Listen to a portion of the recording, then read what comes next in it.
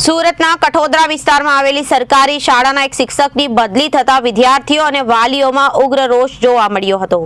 આ બદલીના વિરોધમાં વિદ્યાર્થીઓએ રસ્તા પર ઉતરીને ચક્કાજામ કર્યો હતો। તમને જણાવી દઈએ કે કઠોદરા સરકારી સ્કૂલના લોકપ્રિય શિક્ષકની અચાનક બદલી કરી દેવામાં આવતા વિદ્યાર્થીઓમાં આઘાત અને ગુસ્સો જોવા મળ્યો હતો।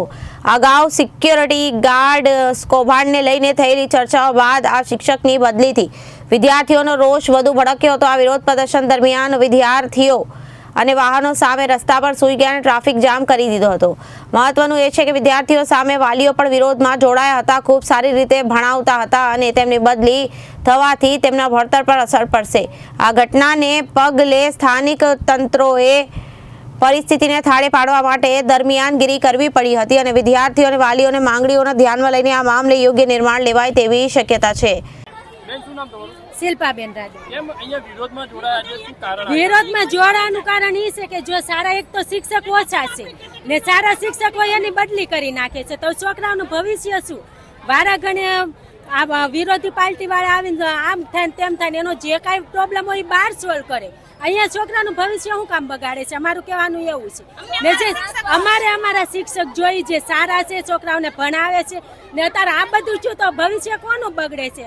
એક તો આ સ્કૂલ અમે મગજમારી કરીને લાવ્યા છે તેમ છતાં હવે જો જે કામ કરે છે એને કરવા નથી દેવું, જે નથી કરતા એની તો વાત અલગ જ છે, પણ જે કામ કરે છે એને તમે કરવા નથી દેતા। આ રીતના બદલી કરો તો કેમ કરવું? હવે અમારે એક જ ફરિયાદ છે કે જે અમારા ટીચરને એ લોકોએ ટ્રાન્સફર લીધું એને પરત લાવે અમારા સરને કલ્પેશ સર। હવે એ તો એ લોકો જાણે, આ તો સરકારી કામ છે આપણને કઈ ખબર ન પડે એની હું વાંધો છે હું નહીં, પણ અમારે તો એવું જ જોઈએ છે કે સર જોઈએ અમારે, બીજું કાંઈ નહીં। જો સુરતમાં કોર્પોરેશનમાં 400 સ્કૂલો છે, 400 સ્કૂલમાં સિક્યુરિટીનો આ પ્રોબ્લેમ છે।